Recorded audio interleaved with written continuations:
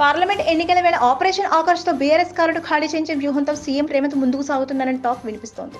Parliament ఎన్నికల తర్వాత కాంగ్రెస్ ప్రభుత్వాన్ని కూలుస్తామంటూ విపక్షాలు చేస్తున్న కామెంట్స్ ను సీరియస్ గా తీసుకున్న ముఖ్యమంత్రి రేవంత్ తన మార్పు రాజకీయం చూపిస్తున్నారు.